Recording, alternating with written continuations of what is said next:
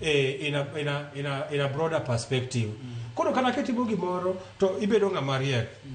To nyithindo gi wadwa kana magolo gi pachgi e sama koro in kae before you join college. Ntie mabro join college after 1 year. Samoro en gi ng'ama ni mbele ne baba ng'isa ni inwe komondi agol ng'ane mondo kore kitiminade idonji. Samoro odonjo university mostly gidonjo dwe mara chiko kucho chakre dwe mara abiriyo luore. Ang'o midwa timo? What your gang chal nade? U discuss no. So nitie gik makoro onego bed ni gitemo kata mana avoid enlisting into criminal gangs. Drugs. Kai ma yiro ka konye thero temo experimental. Gini pok na belega. Awinjo gani okay keep it high.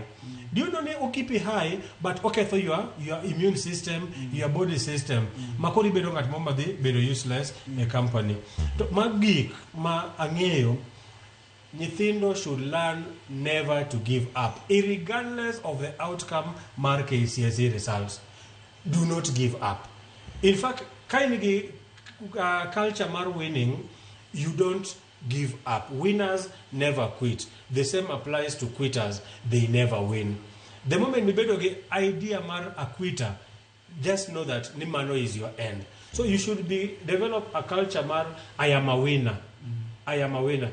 And then organization structures karamagik mokama kone manyithino gibro bedo.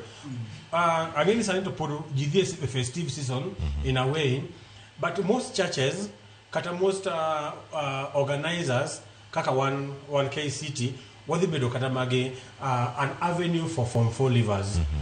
What are we going to discuss with that avenue? With that meeting? What all Form 4 leavers? Wabedo ko de piny to ngato wacho ni gi share go motimo kamae ono bena timo nango go motimo mae what are the requirements mono bena timo nango nekech gima duong' masane wan go clear first. What are the subject clusters madhi propel to do what in which career? Kamano gino monego bedni adu wire mondo meka wach mar Mogi kachelo koda ka Victor koda Joseph ntie ote achiel kanyo mara General Oguk kanyalo yude sani ntiere ote mokedo kar kan General Oguk wacho na neno Ramogi TV kan Kisumu jonyuol nyalo enroll nyithindgi e computer classes bag packages kata jonyuol ochaketo nyithindgi e ohala